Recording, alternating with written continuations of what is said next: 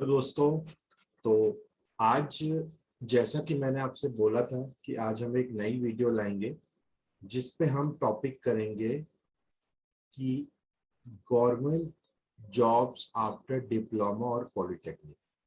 आप जब भी डिप्लोमा या पॉलिटेक्निक करते हैं तो उसके बाद गवर्नमेंट जॉब की आपके पास क्या अपॉर्चुनिटीज हैं, आप कैसे गवर्नमेंट जॉब पा सकते हैं डिप्लोमा और पॉलिटेक्निक के बाद। तो इसमें हम पहले तो आपको एक रोड मैप पता होना चाहिए कि आपका अगर ये गोल है तो उस तक आपको कैसे डायरेक्ट पहुंचना, उसके लिए पहले वो रास्ता आपको पता होना चाहिए कि आप किसी शहर से दूसरे शहर में जाते हैं या आपको किसी सिटी में जाना है तो आपके लिए उसको रास्ता क्लियर पता होना चाहिए। रास्ते देखिए दो तीन टाइप के होंगे, कोई आपको घुमा के ले जाएगा, कोई आपको इजीली वहां तक पहुंचा देगा, कोई दूसरा तीसरा रास्ता और घुमा के ले जाएगा। तो आपको ऐसे पाथ पे जाना है जहाँ पे, तो उससे पहले उसकी आइडिया आपको होना चाहिए। तो वही आइडिया हम आपको आज इसमें पूरा आइडिया देंगे कि कौन कौन से आपकी गवर्नमेंट जॉब्स है, किस डिपार्टमेंट में है, क्या सिलेबस होता है, क्या पैटर्न होता है और इसके लिए कैसे प्रिपेयर किया जाए। ठीक है, तो चलिए आज हम शुरू करते हैं कि government jobs in different departments. ठीक है, तो पहला टॉपिक हम लेंगे किस किस डिपार्टमेंट में आपकी गवर्नमेंट जॉब्स होती हैं। इससे पहले शुरू करने से पहले मैं आपको अपना एक ब्रीफ इंट्रोडक्शन दे देता हूँ। मेरा नाम है राहुल चौकियाल, मैं बिलोंग करता हूँ उत्तराखंड से, बेसिकली देहरादून सिटी से, और मुझे 7+ ईयर्स का एक्सपीरियंस है करियर काउंसलिंग एवं टीचिंग में।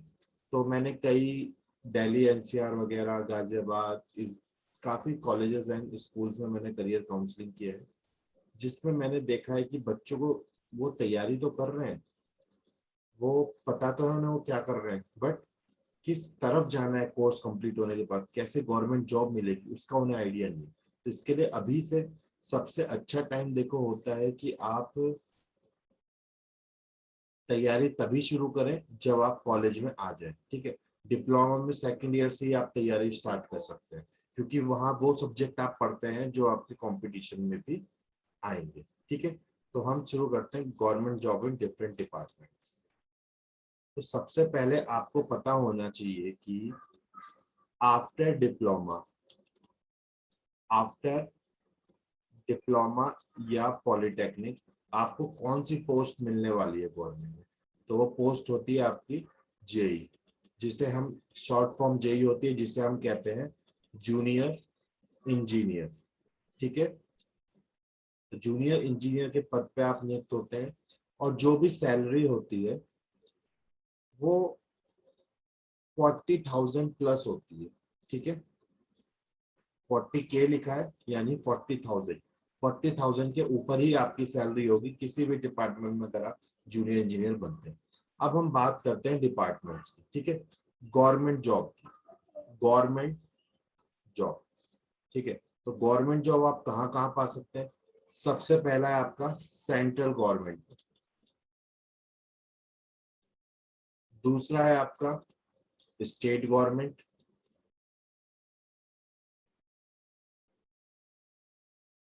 तीसरा है आपका पीएसयूज। ठीक है, तो सबसे पहले हम स्टार्ट करेंगे सेंट्रल गवर्नमेंट की जो आपकी पोस्ट हो। ठीक है, सबसे पहले अगर मैं सेंट्रल गवर्नमेंट की बात करूं तो आपका सबसे स्टैंडर्ड एग्जाम है एसएससी जेई।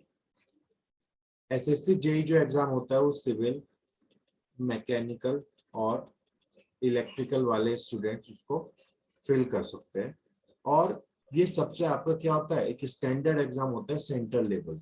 ठीक है, तो एसएससी जेईई एक एग्जाम है आपका, बहुत ही सेंट्रल लेवल पे होता है। ठीक है, इसके दो पेपर होते हैं, पेपर 1 और पेपर 2।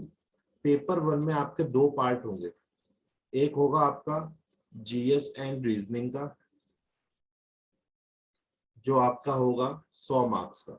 इसमें दोनों चीजें 50 मार्क्स की जीएस, 50 मार्क्स की रीजनिंग। इसके बाद जो टेक्निकल होगा, जो भी आपकी ब्रांच है, जैसे आप सिविल से हैं तो सिविल का पेपर होगा, वो होगा आपका 100 मार्क्स का। ठीक है, ये भी क्या होगा, ये पेपर आपका होगा ऑब्जेक्टिव। ठीक है। दूसरा पेपर होता है आपका कन्वेंशनल, जिसे आप कह सकते हैं डिस्क्रिप्टिव। जैसा पेपर आपके एग्जाम में आता है, जब आप डिप्लोमा के एग्जाम देते हैं सेमेस्टर, तो जैसा पेपर लिखने के लिए आता है वैसे ही पेपर होता है। ये 300 मार्क्स का होता है। ये प्योर टेक्निकल पेपर होता है। अब जी डिस्क्रिप्टिव में क्या क्या आ सकता है? डिस्क्रिप्टिव में आता है आपका न्यूमेरिकल्स, आपकी थ्योरी पूछी जा सकती है, और आपके डेरिवेशंस, ये आपका पूछा जाता है इस एसएससी जेई के एग्जाम में। तो टोटल जो पेपर होता है वो होता है आपका 500 मार्क्स। ठीक है, 500 मार्क्स का पेपर है, तो 200 मार्क्स का आपका प्री। जब आप इसको क्वालिफाई करेंगे तो आप जाते हैं कन्वेंशनल में। ठीक है, तो ये आपका सबसे मेन इंपॉर्टेंट जो डिपार्टमेंट है सेंट्रल का। इसके थ्रू बहुत सारे डिपार्टमेंट जिसमें आपको जा सकते हैं आप, जैसे वाटर कमीशन हो गया। इसके बारे में आप पढ़ोगे एसएससी जेई के पेपर के बारे में, तो आपको सारा सिलेबस भी मिल जाएगा। और अभी हम सिलेबस भी आपके साथ डिस्कस करेंगे। पैटर्न तो कर ही दिया हमने डिस्कस, और भी सारी चीजें जो हम आपके सामने डिस्कस करने वाले हैं। ठीक है, तो अभी हम डिपार्टमेंट्स के बारे में और देखते हैं। ये कुछ डिपार्टमेंट्स हैं जो आपके जेई के लिए भी होते हैं और एई के लिए भी होते हैं। एई होता है असिस्टेंट इंजीनियर, जो बीटेक के बाद होता है, बट हमारा अभी फोकस है जेई। ठीक है, अब जैसे आपका रेलवे हो गया, रेलवे में आप इसको, रेलवे के पेपर को आरआरबी कहते हैं, रेलवे रिक्रूटिंग बोर्ड का एग्जाम होता है, जिसमें आप जेई बन सकते हैं। और एएलपी की पोस्ट भी आती है, assistant loco pilot. Loco pilot वो होते हैं जो ट्रेन को ड्राइव करते हैं। इसी तरह इंडियन ऑर्डिनेंस फैक्ट्रीज होती है, उसमें आपकी जॉब आ सकती है। ठीक है,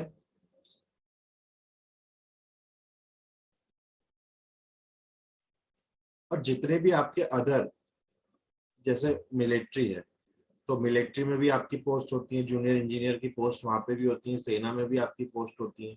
ठीक है, इसके अलावा आपका जितने भी साइंटिफिक रिसर्च इंस्टीट्यूट है, जैसे डीआरडीओ, इसरो, और आपका बार्क, BARC, बाबा एटॉमिक रिसर्च सेंटर, तो इनमें भी आप लोगों की वैकेंसीज निकलती रहती है। तो ये जो भी मैंने डिपार्टमेंट बताया आपको, एसएससी बताया, आरआरबी बताया, डीआरडीओ बताया, इसरो बताया, बार्क बताया, आपका इंडियन ऑर्डिनेंस फैक्ट्री बताया, आपका आर्मी बताया, तो इन सब में भी आपकी वैकेंसीज निकलती रहती है। ठीक है, तो ये था आपका सेंट्रल डिपार्टमेंट। अब अगर मैं स्टेट डिपार्टमेंट की बात करूं, तो स्टेट में जैसे आपका रूरल इंजीनियरिंग सर्विस डिपार्टमेंट होता है, वाटर कमीशन होता है हर स्टेट का, इलेक्ट्रिसिटी बोर्ड होता है। ठीक है, माइनर इरिगेशन डिपार्टमेंट होता है, एनवायरमेंट डिपार्टमेंट होता है, वाटर रिसोर्स डिपार्टमेंट होता है, म्यूनिसपैलिटीज होती हैं। ठीक है, आपका रोडवेज डिपार्टमेंट होता है, अर्बन डिपार्टमेंट होता है, land development, roads and bridge, irrigation, public work department, public health mechanical department, public health and education department. तो जितने डिपार्टमेंट मैंने अभी बताया आपको, ये क्या होते हैं, हर स्टेट में होते हैं।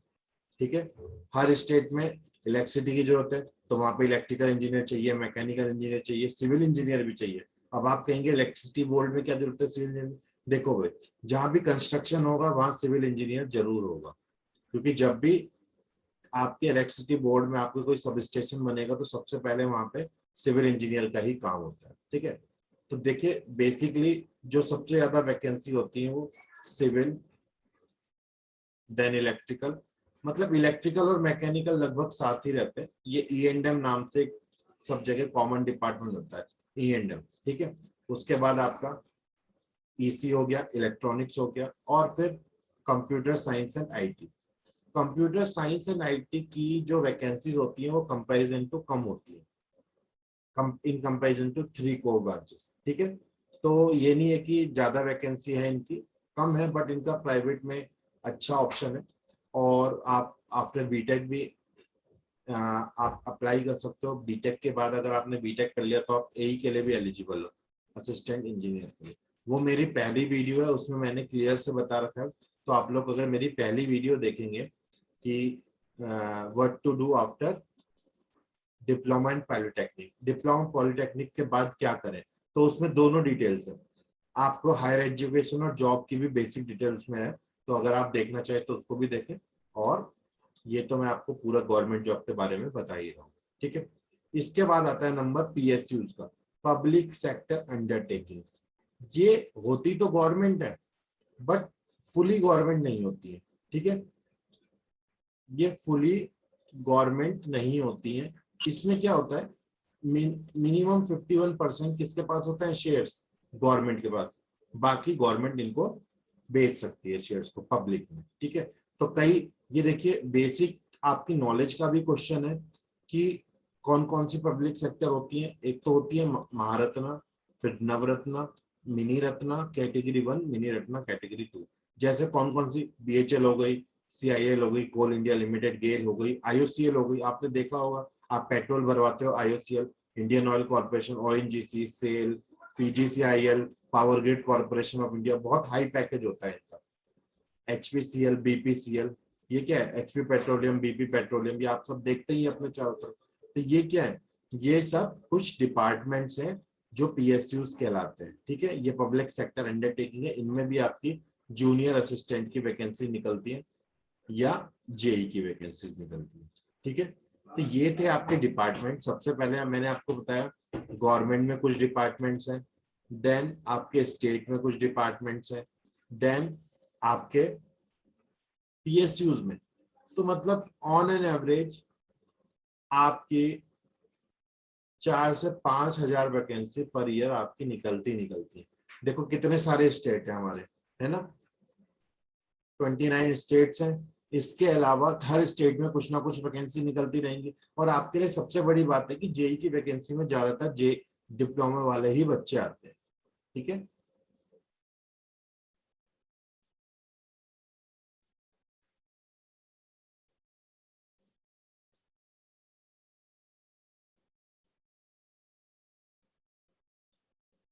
जैसे आपकी दिल्ली मेट्रो है, वो भी एक पीएसयू है, ठीक है।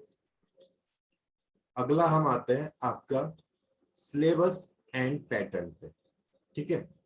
सिलेबस एंड पैटर्न पे हम आते हैं, उसकी बात करते हैं अभी।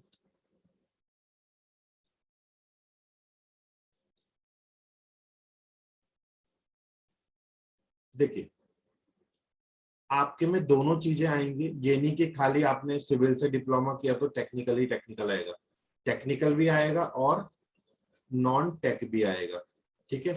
टेक्निकल जो आपका वेरी करता है वो 50 to 70% वेरी करता है हर एग्जाम में।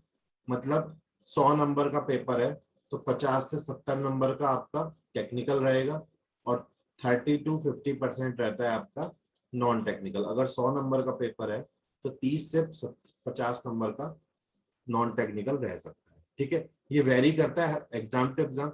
टेक्निकल आपको पता ही है, टेक्निकल क्या है, टेक्निकल वो सब्जेक्ट्स हैं जो आपने अभी तक डिप्लोमा में पढ़े। अगर जैसे मैं सबकी बात करूं, अभी मैं इलेक्ट्रिकल मैकेनिकल की बात कर रहा हूँ, ठीक है। तो ये देखिए, ये जो यहाँ तक के 10 सब्जेक्ट है, वो जो 11वां सब्जेक्ट है वो आपका बेसिकली बीटेक का सब्जेक्ट है। तो मैं इन सब्जेक्ट के बारे में आपको बता रहा हूँ। अब मैकेनिकल की बात करूं तो मैकेनिक्स, सोम हो गया, थ्योरी ऑफ मशीन हो गया, प्रोडक्शन हो गया, पावर प्लांट हो गया, ये सारे टॉपिक्स आपके टेक्निकल में आएंगे। अगर मैं सिविल की बात करूं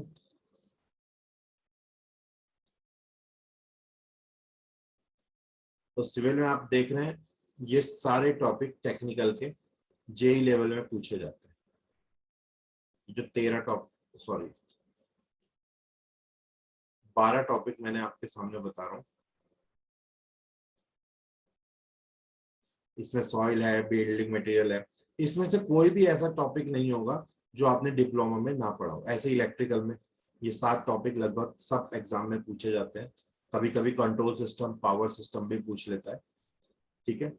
और हल्का फुल्का पावर इलेक्ट्रॉनिक्स के बारे में पूछ लेता है, ठीक है। तो ये 8-9 सब्जेक्ट हैं जो आपके इलेक्ट्रिकल में है और ये सारे आपके इलेक्ट्रॉनिक्स का जो भी एग्जाम होगा उसमें पूछे जाते हैं, ठीक है। जैसे इलेक्ट्रॉनिक्स की भी काफी जगह वैकेंसी आती है, मेट्रो में आती है, आपका भारत इलेक्ट्रॉनिक्स लिमिटेड है, आपका बीएचईएल है, आपका हॉल है ना, तो हिंदुस्तान एरोनॉटिकल लिमिटेड, तो बहुत सारी जगह पे इलेक्ट्रॉनिक्स की भी वैकेंसी आती है। तो ये तो था आपका टेक्निकल। टेक्निकल बेसिकली वही मेन सब्जेक्ट है जो आपने सेकंड एंड थर्ड ईयर में पढ़े हैं डिप्लोमा में, ठीक है। ये आपके जेई के पेपर में आने वाले।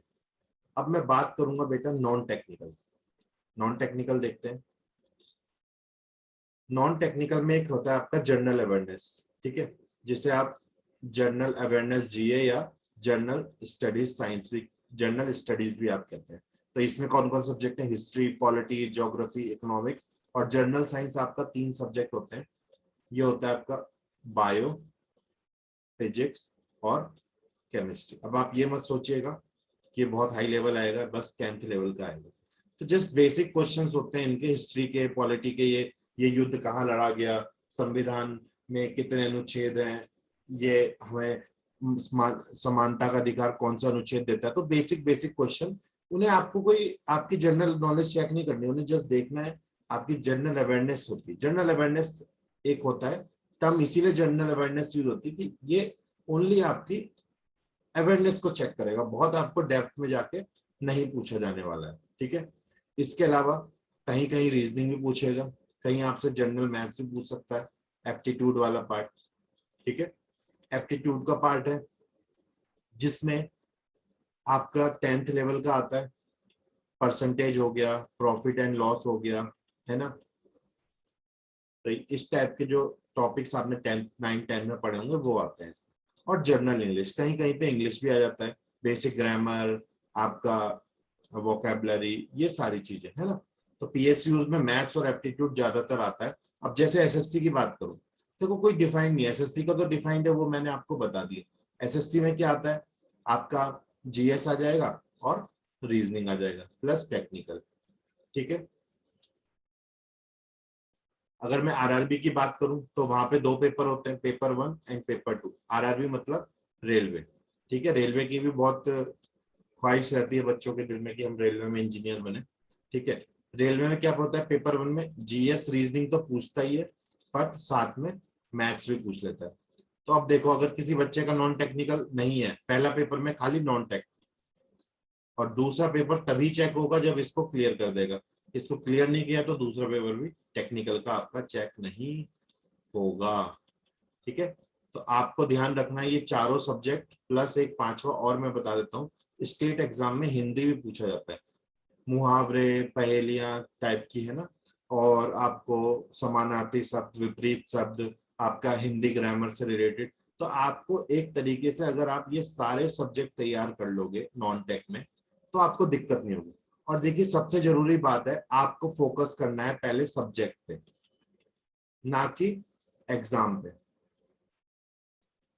पहले इस पे फोकस करना है, फिर जो एग्जाम आएगा, जैसे आपका एसएससी का एग्जाम आया, तो आपको उसके लिए क्या पढ़ना है, फिर से टेक्निकल को देखना है और जीएस और रीजनिंग को देखना है, ठीक है। मान लो आपका मेट्रो का एग्जाम आ गया, तो आपका टेक्निकल तो देखना ही है, plus GS, reasoning, maths and English, ये चीजें आपको देखनी है।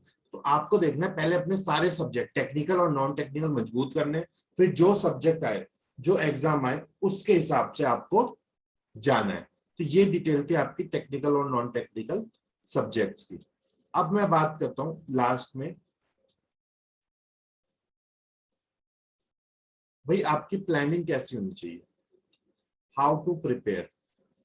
सबसे पहले आप प्रीवियस ईयर एग्जाम्स के अगर आपको पेपर मिलते हैं, जैसे आपको एसएससी के मिल जाएंगे, एसएससी का अगर आपने एक बार टेक्निकल का आइडिया ले लिया, तो ये सबसे स्टैंडर्ड एग्जाम है, इसके बेस पे ही आपको सारे टेक्निकल जितने भी एग्जाम है वो आपके कवर हो जाएंगे।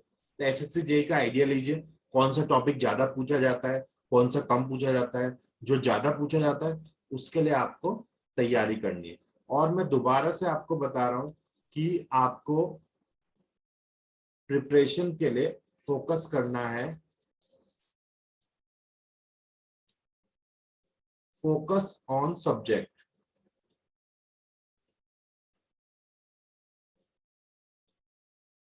सब्जेक्ट पे फोकस करिए आप। उसके बाद फर्स्ट नंबर पे, सेकंड नंबर पे जो भी एग्जाम आए, है ना। सब्जेक्ट में क्या हो गया आपके, टेक्निकल और नॉन टेक, और उसके बाद जो आपके जैसे एग्जाम आ रहे हैं उसके हिसाब से करें। तो सबसे पहले आप लोग अपना जेई लेवल पे जो भी एग्जाम होते हैं उनके प्रीवियस ईयर देखिए।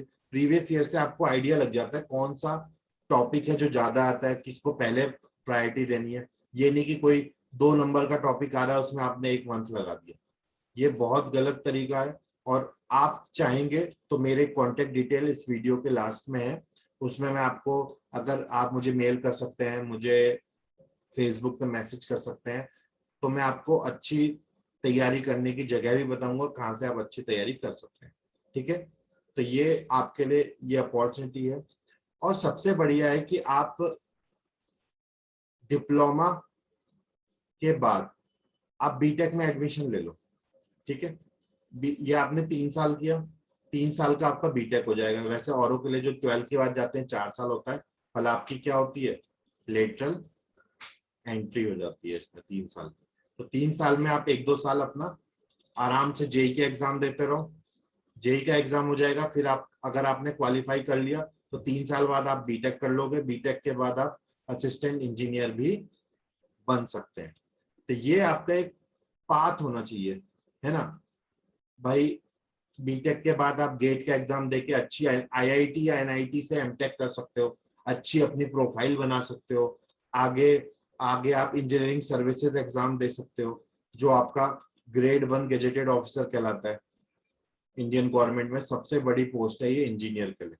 और कोई भी बंदा 23-24 साल का स्टूडेंट इस एग्जाम में अपियर करके एक आईईएस ऑफिसर बन सकता है, जिसकी रैंक होती है डीएम के बराबर। ठीक है, तो ये आपकी प्लानिंग होनी चाहिए। और जिसको जो भी डाउट है कमेंट सेक्शन में, मैं उसके लिए अलग से वीडियो भी बनाऊंगा। अगर लगेगा मुझे कि बच्चों को ये डाउट है तो मैं उसके लिए अलग से वीडियो बनाऊंगा। मैंने आपको नीचे डिस्क्रिप्शन में अपनी ईमेल आईडी दे रखी है, अपना फेसबुक अकाउंट दे रखा है, वहां पे आके मुझे मैसेज करिए और मैं आपके लिए अवेलेबल रहूंगा। ठीक है, तो गुड बाय दोस्तों, फिर अगली वीडियो के साथ मिलते हैं। तो जरूर अगर आपको ये वीडियो अच्छी लगी है तो मेरे चैनल को सब्सक्राइब कीजिए, बेल आइकन का बटन दबाइए, इस वीडियो को लाइक कीजिए, ताकि मैं आपके लिए और ऐसी नॉलेजेबल चीजें बनाता रहूं। ठीक है, थैंक यू वेरी मच।